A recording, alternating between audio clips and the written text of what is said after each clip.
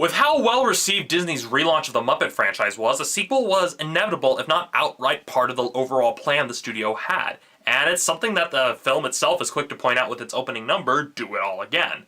However, much like many follow-ups to hit films, this outing for the Muppets just doesn't quite pack the same punch as its predecessor. That said, let's begin this episode of Romney's Reviews.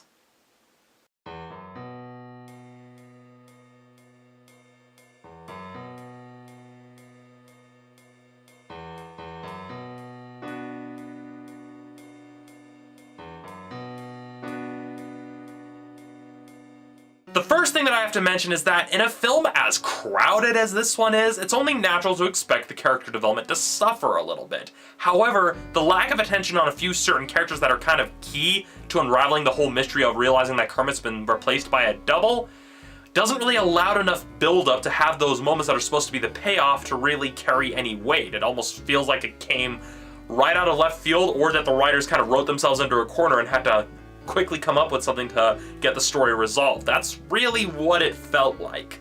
The film does poke fun at some of the flaws within its own script in an attempt to really kind of lampshade them, but it feels as if by making fun of them, it'll expect the audience to forgive or forget that those flaws are there.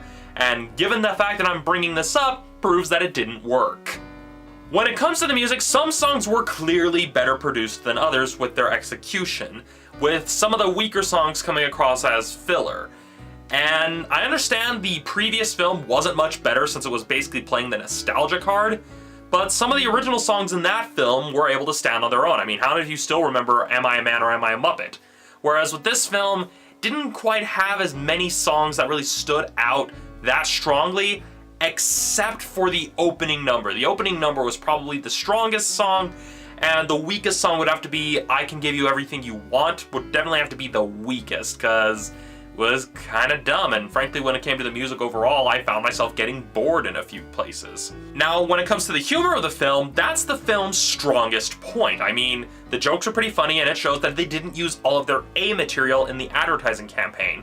And that's something that even the previous film was pretty smart about, because they've been pretty good about having trailers that are just trailer content and then keeping the content separate from what's actually in the film itself. So there were some pretty funny jokes. However, some of the jokes were a bit of a reach in my opinion, and then there were also a few other moments where they were kind of missed opportunities. At least that's kind of what I kept seeing throughout the film, that there were some jokes they made that were kind of but other jokes that they could have made but didn't. Overall, the film is entertaining. It's not as strong as the previous film, but at the very least, it wasn't so reliant on trying to appeal to the nostalgia of the viewers and opted for mostly original material, and that's one thing that I really liked. It didn't try to effectively be a very weak retread of the previous film, which is often the case with a lot of sequels to hit films.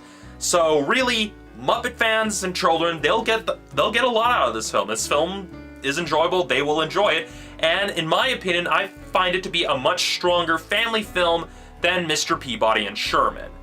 That said, I give Muppets Most Wanted a 4 out of 5. So that's it for this episode of Romney's Reviews. Tune in later today for my review of The Grand Budapest Hotel. See ya then.